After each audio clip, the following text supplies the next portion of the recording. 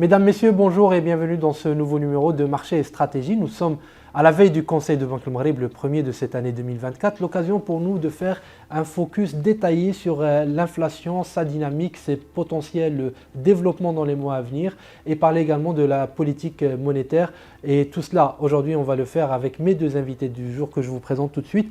Alors, tout d'abord, Madame Majdouline Fakeh, qui est directrice de la recherche chez Société Générale. Bonjour Majdouline. Bonjour Adil et merci pour l'invitation. Merci à vous de l'avoir accepté. Et puis, comme d'habitude, pour commenter tout cela et pour vous challenger aussi un tout petit peu, Majdouline, nous avons le plaisir d'accueillir Abdelrazak Mghraoui, notre consultant marché des capitaux. Comment ça va, Abdelrazak? Ça va très bien, Adil. Alors, on va donc beaucoup parler d'inflation aujourd'hui.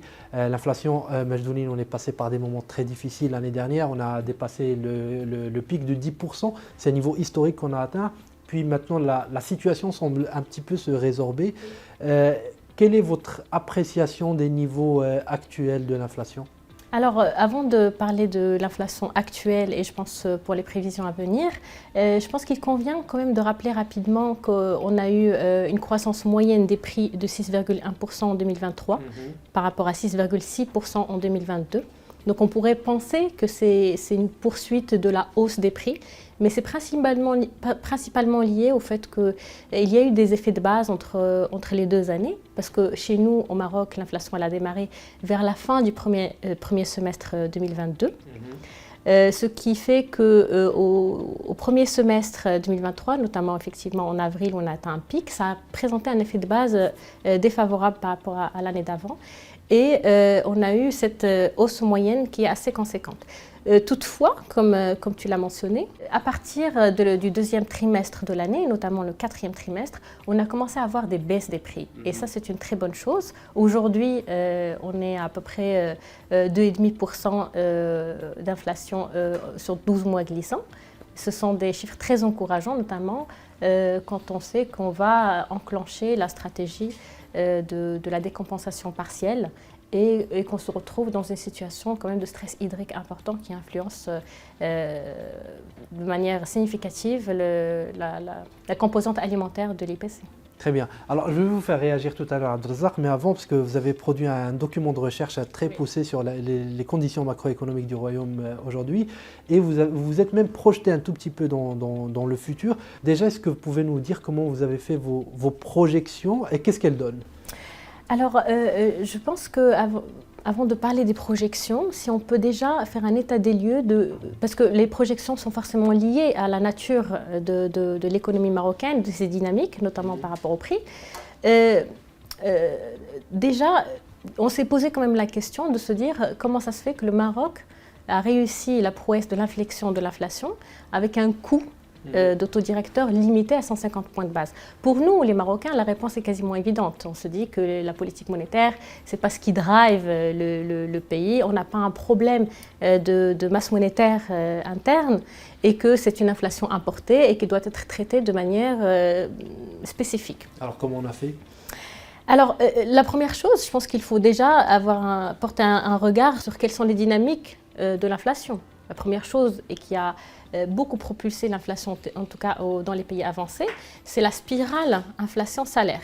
Donc naturellement, quand l'inflation augmente, les salariés, enfin tout le monde a tendance à vouloir compenser cette perte de pouvoir d'achat par le biais des salaires, ce qui fait que les salaires peuvent augmenter de manière plus importante que l'inflation. Et ça crée une spirale inflationniste. Ça, c'est possible quand on a un marché de travail tendu, quand on a la possibilité de négociation tout simplement. Lorsqu'on regarde le marché de travail marocain, cette possibilité n'est pas vraiment réelle. On n'a pas eu des augmentations de salaire au niveau moyen au Maroc de 6% chaque année sur les 2 dernières années. Clairement pas.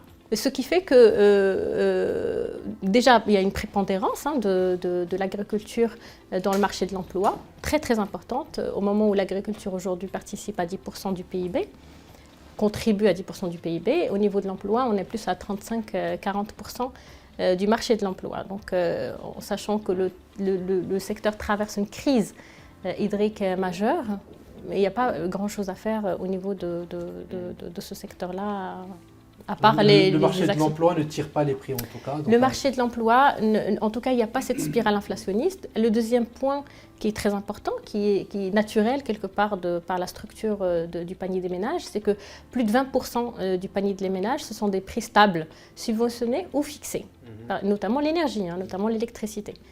C'est un point important.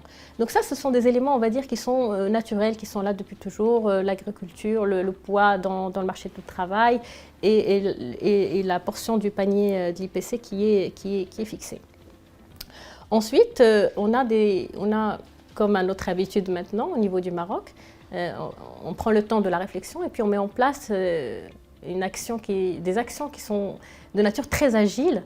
Et je noterai l'action du gouvernement et de la Banque centrale, monétaire et fiscale, qui ont agi en parallèle et de manière calibrée pour pouvoir baisser cette diffusion inflationniste qui s'est opérée au Maroc. C'est pour ça qu'on n'avait pas besoin de plus de 150 points de base pour ralentir l'inflation. Je pense que, d'ailleurs, les 150 points de base, ils n'ont pas été transmis complètement à l'économie. On a, sur les crédits de l'équipement ou l'immobilier, on a un tiers qui a été transmis à l'économie. Autant le crédit de trésorerie, effectivement, on a 95% qui a été transmis, mais sur sur l'équipement et l'immobilier, typiquement, pas beaucoup n'a été transmis du fait qu'effectivement, on n'a pas une surchauffe et ça reprend doucement post-Covid. Le crédit à l'équipement, heureusement, ils ont eu une croissance très importante sur la dernière année notamment. On est à plus 9% de la demande avec des taux relativement bas par rapport à la croissance du taux directeur. Donc ça, c'est quelque chose qui est très favorable pour la croissance économique. Donc effectivement, on n'a pas eu de forte hausse sur les taux des crédits émis. Il y a surtout les actions gouvernementales qui ont beaucoup participé au fait de contenir l'impact de l'inflation sur le pouvoir d'achat. On peut citer les aides directes aux transporteurs. On sait très bien que le transport est le cœur des entrées en termes de prix des sectoriaux. Oui, ça se propage sur les autres secteurs. Voilà, exactement. Il y a eu des aides directes pour les transporteurs, il y a eu des aides directes pour les maraîchers. On le sait très bien aussi que la proportion de l'alimentaire c'est entre 35 et 50% selon les classes sociales. Les légumes est une composante importante également. Donc le gouvernement il a mis en place des aides directes aux maraîchers par hectare sur les oignons, la tomate, la pomme de terre, etc. Les semences aussi, l'alimentation du bétail. Il y a eu quand même une action d'aide directe qui a été menée pour maîtriser ces prix-là. D'ailleurs, c'est ce qui a driver la croissance, les prix à la baisse. Oui. Ce qui a stabilisé un peu les prix. Ce qui a même poussé à la baisse des prix en fin d'année. C'est la composante alimentaire et notamment le poids des légumes. Il y a aussi certaines dérogations fiscales qui ont été maintenues, notamment la baisse de la TVA pour certains produits comme l'huile de pétrole, de schiste. Il y a eu, au moment de la crise du blé, quand on devait apporter du blé, il y a eu l'abolition des droits de douane à l'importation. Donc ce sont des mesures quand même qui ont été mises en parallèle pour contenir l'inflation et qui ont très très bien fonctionné quand on regarde le comportement du cycle inflationniste du Maroc par rapport à d'autres pays. Et aussi, disons-le, la particularité au Maroc, c'est que typiquement, quand on se posait la question est-ce qu'il y a de la spéculation, est-ce qu'il y a des personnes qui ont profité de cette situation-là pour beaucoup doper leurs marges, etc., on a observé qu'il y a eu des espèces de contrôles sur le terrain, sur les marchés de gros, chez les transporteurs, etc., pour voir est-ce qu'il y a de la spéculation, il y a eu quand même des actions qui ont été menées pour spotter cet élément-là et calmer un petit peu la hausse des prix. Très bien. Abdelrazak, d'accord avec ça, le fait que la politique monétaire n'est pas l'élément le plus important pour faire baisser l'inflation chez nous au Maroc? Je suis globalement d'accord, effectivement, avec Majdoline. Je pense que déjà l'épisode inflationniste qu'on a vécu, il était spécifique parce qu'il était d'abord suite à Covid. Deuxièmement, il était international, il n'était pas à la base marocain. Et troisièmement, il était aussi lié aux politiques monétaires ultra expansionnistes, mais au niveau international, pas au niveau chez nous. Donc vu que l'origine de cette inflation était un peu spécifique, donc la réponse au niveau local devait aussi être spécifique. Exact. Et d'où que voilà, la politique monétaire à elle seule n'était pas efficace, n'était pas, on va dire, suffisante. Il fallait le secret, on va dire, de réussite qu'on voit en ce moment, les chiffres qu'on voit en ce moment qui sont très, très positifs. Je pense que c'est cette réponse simultanée de la Banque centrale, mais aussi du gouvernement, et à travers notamment toutes les mesures qui ont été citées par Majdoline.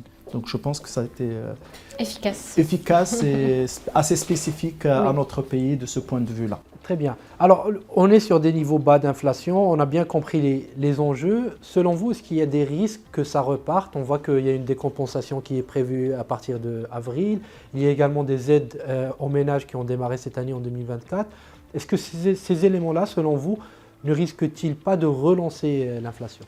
Je pense que c'est un secret pour personne qu'on entame un cycle de décompensation, de décompensation des produits de gaz, de sucre et de farine. Pour le moment, effectivement, il n'y a que le gaz qui a été annoncé à partir du mois d'avril. Donc le prix à la vente va progresser de 25%, qui va passer de 40 dirhams à 50 dirhams la bonbonne de 12 kg.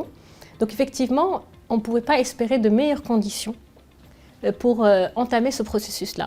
Aujourd'hui, au vu de la baisse des prix qu'on est en train d'enregistrer, il est tout à fait naturel que ces éléments-là puissent réimpulser légèrement l'inflation.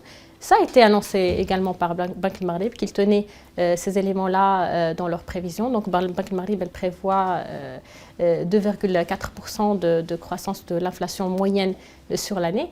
À titre de précision, si les prix devaient rester stables par rapport à janvier, l'inflation moyenne, elle est quasiment de zéro. Okay.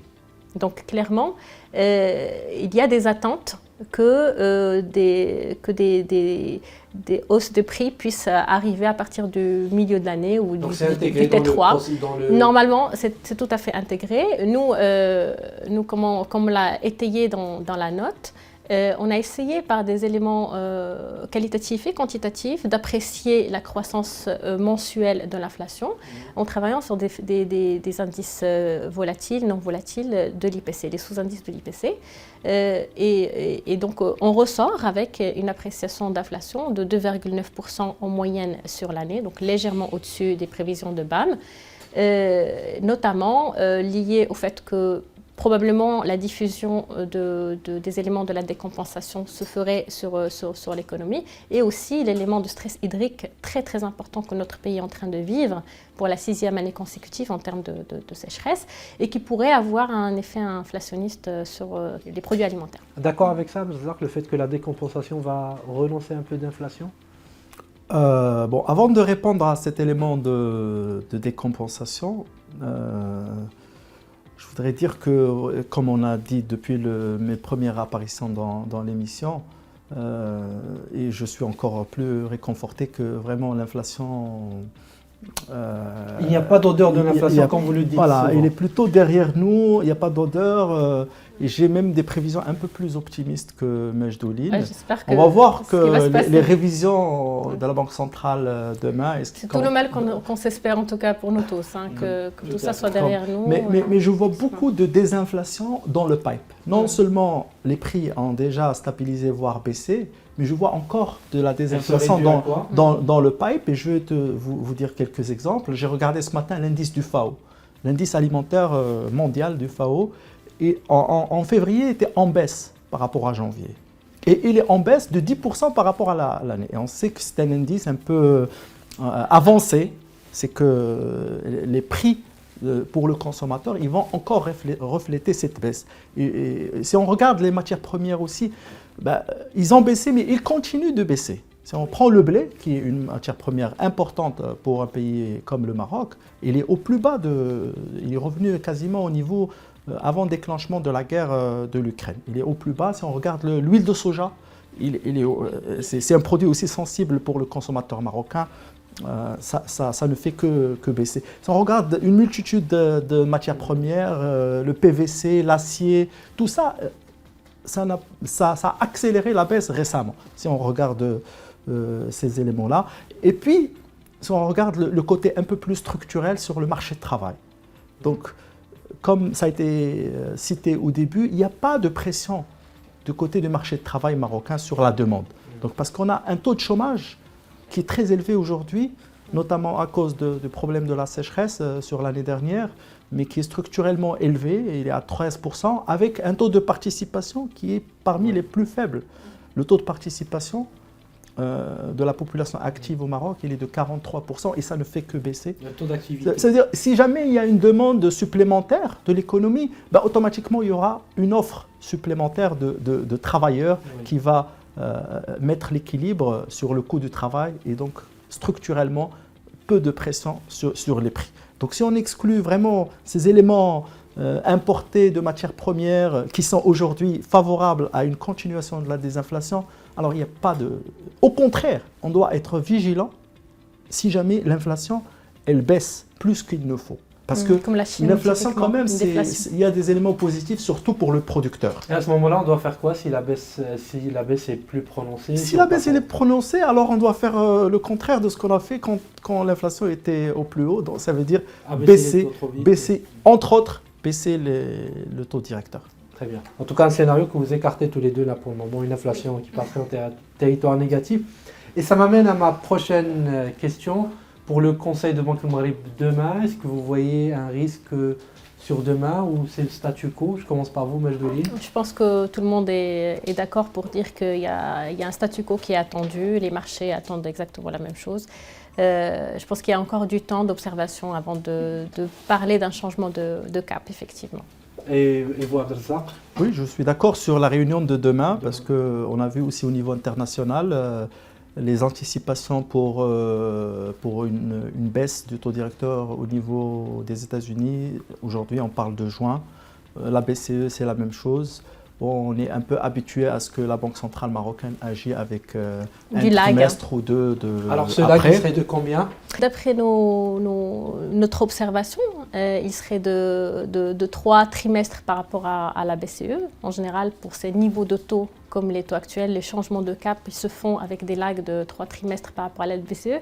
Et l'observation du passé, c'est de 18 trimestres par rapport à la Fed. Donc vous excluez carrément un mouvement sur les taux en 2024 au Maroc? Pour nous, oui.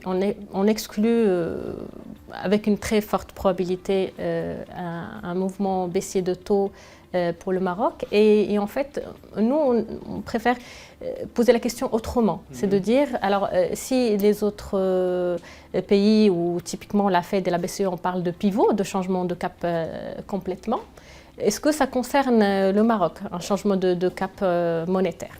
La première chose qui nous fait penser que ce n'est pas notre cas, c'est que la hausse au Maroc n'a rien à voir avec la hausse qu'a connue la BCE et la Fed de 400 et de 550 points de base respectivement. Donc, première chose, ce n'est pas du tout les mêmes ordres de grandeur. La deuxième chose, ces régions du monde ont un impact direct sur l'économie. Ça a été transmis, ça a fait très très très mal aux entreprises au point où on a frôlé la récession par moment. Et aujourd'hui, leurs économies souffrent vraiment de ces hausses-là. Nous, la transmission, elle a été faite de manière très marginale. Typiquement, que ce soit les crédits à l'équipement ou l'immobilier, la transmission, elle a été faite de même pas 30%. La troisième chose, on a, comme tu l'as dit, Abdelrazak, habituellement, on a des lags, des écarts de taux qu'on respecte sur les marchés, en tout cas en termes de politique monétaire. Historiquement et depuis 2009, le Maroc, en termes de taux directeur, il se place à 200 points de base au-dessus du panier qui pourrait composer l'euro et le dollar en termes de taux directeur. Aujourd'hui, on est à des taux négatifs. On est largement en dessous, à 175 points de base. Et si on intègre effectivement les prévisions de baisse des taux des deux banques centrales, en juin, on serait à moins 75 points de base. L'écart de taux, il reste négatif. Donc, ce qu'il faut garder en tête, c'est que la politique monétaire, elle doit à la fois répondre à la prérogative de maintien des prix. Donc, il faut que les taux directeurs agissent de manière à ce que la masse monétaire soit équivalente à l'économie, à la production, pour que les prix restent stables. Et la deuxième prérogative importante également, c'est que le niveau des taux doit correspondre à la vitesse à laquelle la croissance de l'économie se place. Produit, ouais, voilà, exactement. Par rapport à ce point-là, personnellement, je trouve que 3 à 3,5% de projection de croissance, c'est suffisant pour notre économie. D'autant plus que le taux de chômage qui est de 13% aujourd'hui, il est très influencé par la situation de l'agriculture et du stress hydrique. C'est-à-dire que quand bien même on voudrait stimuler l'économie un petit peu plus, ça n'agirait pas beaucoup sur le taux de chômage et 3,5% semble quelque chose d'assez convenable pour notre économie. En tout cas, c'est ce qu'on a observé depuis 2010. Comme croissance moyenne, on est à du 3,5%, même si le taux directeur il était plus faible. Je trouve qu'au vu des risques qui peuvent se profiler pour les années à venir, notamment les risques géopolitiques, notamment le fait que la croissance de la Chine, qui est un mastodonte de la demande mondiale, est en train de décélérer. Ça a des impacts très importants, notamment on l'a vu le mois dernier, l'Allemagne qui a revu ses prévisions de croissance de manière drastique de 1,2% sur l'année à 0,2% sur l'année, principalement impactée par la demande chinoise qui s'affaiblit. Ça peut avoir un effet de contagion. Je trouve que ce levier d'autodirecteur, probablement, il serait laissé par l'Wali de Banque al-Maghreb, probablement, à des moments où on devra stimuler la croissance économique, puisqu'il ne nous reste pas beaucoup de leviers non plus pour ça. Abdelrazak, vous avez eu l'occasion de partager avec nous beaucoup de fois votre vision, mais encore une fois, c'est la dynamique qui nous intéresse. Donc aujourd'hui, comment voyez-vous les taux pour 2024 ? Le taux directeur, oui. Comme je confirme ce que j'avais dit auparavant, je dis que voilà, pour moi, ce n'est pas exclu qu'il y aura une baisse, même à partir de juin. Parce que l'élément central qui est l'inflation, il est vraiment en forte baisse. On va dire, il sera en forte baisse, même, comme j'ai dit, même des taux négatifs pour certains mois. Donc après, qu'est-ce que va faire la Banque centrale? Moi, je ne peux pas, voilà, c'est autre chose. Ils peuvent prendre leur temps en septembre, en décembre, voire même en 2024. On va voir qu'est-ce qu'ils vont la guidance qu'ils vont nous donner demain. Mais d'un point de vue purement inflationniste, c'est possible. Très bien. Alors, je vais vous faire réagir très vite, Majdoline, sur un point avant de passer à notre dernière question. Dans votre note, j'ai vu le travail que vous avez fait, c'est très intéressant. Vous avez un peu chiffré les impacts de l'ensemble de ces mesures qui sont prises par le gouvernement, à la fois sur la partie fiscalité, mais également sur les aides, etc. Finalement, est-ce que le pouvoir d'achat des Marocains, à travers vos chiffres, s'améliore ou pas à travers ces décisions ? À vrai dire, et c'est très intéressant, je pense, de mettre la lumière sur ce côté-là, puisque le pouvoir d'achat, c'est la demande. La demande, c'est vraiment ce qui nous intéresse pour tout, pour que ce soit pour l'économie, pour les marchés à analyser, pour savoir comment se comporte la demande marocaine. Effectivement, le pouvoir d'achat, il a été impacté naturellement par la Covid et l'inflation. Ce sont des éléments qui ont été chiffrés par le HCP, qui a fait un très beau travail pour mesurer la perte de pouvoir d'achat par quintile, par 20% de la population. Nous, on a profité de ce travail-là du HCP et on a souhaité projeter ça pour voir est-ce que les mesures, que ce soit fiscales, les mesures de la décompensation partielle à venir et qui va s'installer sur plusieurs années, et les allocations familiales, est-ce que tout ça, avec l'inflation prévue, est-ce que tout ça représente quelque part un bonus ou un malus pour les ménages ? Alors, la première chose, c'est que pouvoir d'achat à partir de 2023, c'est-à-dire à partir de 2023, et avec ces mesures fiscales, donc on rappelle que la TVA, elle va avoir un bonus pour les ménages, puisqu'on va essayer de stimuler des secteurs comme la santé, l'éducation, l'alimentation, donc dont sont la casquette de l'État social pour donner un peu de pouvoir d'achat aux ménages, donc c'est un bonus. La TIC et les droits de douane, ça représentera un malus, puisqu'on target à ce moment-là typiquement le sucre qui est considéré comme étant nocif pour la santé ou les produits de luxe à travers les droits de douane. Donc ça va avoir des impacts négatifs sur les pouvoirs d'achat. Puis après, la décompensation partielle, alors pour le moment ce n'est que le gaz, c'est très marginal en termes d'impact pour les ménages. Okay. En impact direct, c'est marginal, mais en impact indirect, probablement pour l'économie, ça pourrait être autre chose.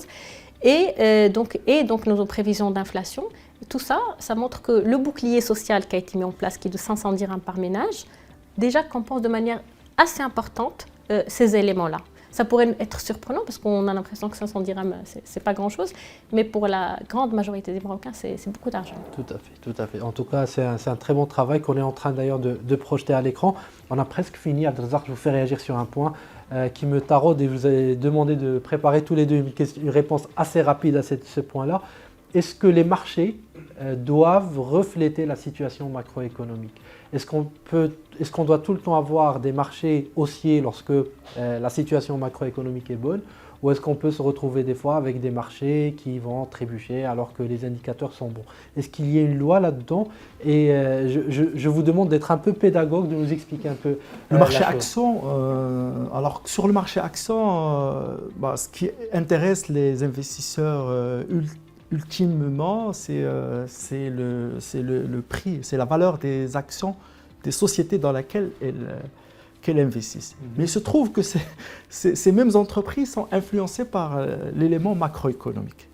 Et donc du coup, un investisseur, pour avoir une stratégie réussie sur le marché action, je pense que c'est inévitable qu'il s'intéresse à l'évolution et à la dynamique macroéconomique. Comme je dis auparavant, j'ai eu l'occasion de le dire, que pour un investisseur sur le marché boursier, il regarde deux choses. Il regarde d'abord quels sont les bénéfices qui vont être faits par les sociétés cotées. Et la deuxième décision qu'il doit faire, quel multiple il va payer pour ses capacités bénéficiaires. Et il se trouve que la macro, elle influence les deux. Parce que quand on va parler de multiples, on va parler des taux d'intérêt. Et les taux d'intérêt, on le sait, ils dépendent directement, très fortement de ce qui se passe au niveau macroéconomique. Et comme on a dit, les sociétés aussi, ils sont influencés, leur dynamique, leurs bénéfices et tout, par la situation macroéconomique. Voilà, donc partant de là, je trouve que c'est les deux variables de l'équation sont touchées, les bénéfices et les multiples. Donc c'est vraiment l'analyse macroéconomique, elle est vraiment au centre, au cœur des préoccupations des investisseurs sur le marché boursier, mais aussi sur le marché des taux. Et d'ailleurs, c'est pour ça que je pose la question, c'est justement pour qu'on invite les gens à plus s'intéresser à la macro, à plus la regarder dans leur stratégie d'investissement. Alors vous, Majdouline, je sais que dans votre carrière, vous avez eu beaucoup de casquettes sur le marché des capitaux. Aujourd'hui, vous êtes directrice de la recherche, donc vous avez vu à peu près tous ces éléments-là. Qu'est-ce que vous pouvez nous dire sur l'impact de la macro sur l'investissement? Est-ce que c'est important de regarder? Est-ce que les corrélations sont claires? Bien sûr, je ne peux être que d'accord avec la totalité de ce qu'Abdelrazak il a dit, et peut-être dans l'objectif de pédagogie, peut-être étayer un tout petit peu plus ces dynamiques. Donc, peut-être la question, ce serait de savoir est-ce que les amplitudes, comment la macroéconomie, comment on peut voir les corrélations et peut-être les amplitudes par rapport au marché action typiquement par exemple. En fait, le PIB, qu'est-ce que c'est en réalité? C'est la somme des valeurs ajoutées de l'ensemble des entreprises, incluant les entreprises cotées en bourse. Maintenant, la représentation de l'économie dans la bourse n'est pas vraiment la même parce qu'on n'a pas tous les secteurs, on a des secteurs qui connaissent des dynamiques différentes. En parlant de cycle, justement, il y a des secteurs, il faut voir est-ce qu'on est dans un cycle haussier, est-ce qu'on est en démarrage cyclique, est-ce qu'on est typiquement la distribution ou la santé, hein, ou est-ce qu'on est dans un niveau de cycle mature, typiquement les télécoms, ou est-ce qu'on est dans des cycles un peu en décroissance et en enclin, et on n'en a pas vraiment au Maroc, heureusement, puisqu'on est un pays quand même de croissance qui drive l'économie en général. Mais le fait de se retrouver, de savoir, de repérer dans quel cycle on se trouve déjà sectoriel, ça donne une indication sur les niveaux de valorisation qu'on peut donner au secteur et aussi ramener ça au cycle économique pour réajuster encore par rapport à la croissance que pourraient capter ces secteurs-là via la macroéconomie. Et naturellement, quand la macro se porte bien, donc il y a le chiffre d'affaires qui se porte bien, il y a les marges qui peuvent également bien se comporter. La capitalisation boursière, qui est la bourse, n'est que le cash flow qui revient aux actionnaires. Et quand on parle de cash flow qui revient aux actionnaires, encore une fois, il faut aborder l'histoire cyclique, c'est qu'au-delà du chiffre d'affaires et au-delà des marges, etc., on en est où dans les cycles d'investissement? Donc c'est vraiment de l'argent qui revient aux actionnaires, qui exige une rentabilité en général autour de 10%. Donc on peut s'éloigner de l'histoire de la valeur ajoutée qui est, elle, représentée par le PIB et se retrouver dans d'autres dynamiques à analyser qui sont dans quel cycle d'investissement, quel retour sur investissement on est en train de générer et quelle création de valeur on est en train de générer. Donc la macroéconomie donne la tendance, le marché action l'amplifie. Pourquoi? Parce que typiquement quand le Covid a eu lieu et qu'on a eu un décrochage de l'économie, les marchés ont réagi de manière très amplifiée, alors à 20-30% selon les économies. Mais ça, c'est parce que les investisseurs ils se disent, est-ce qu'on a quitté le sentier de croissance? Est-ce qu'on pourra le retrouver ou pas? Et si on le quitte, ce qui est coté en bourse, c'est l'actualisation de l'ensemble du futur. Tout le futur, on l'actualise à date d'aujourd'hui. Et donc, si on quitte le sentier, donc, les pertes attendues, enfin, les manques à gagner attendus sur le futur, impactent de manière importante, intégrés tout de suite.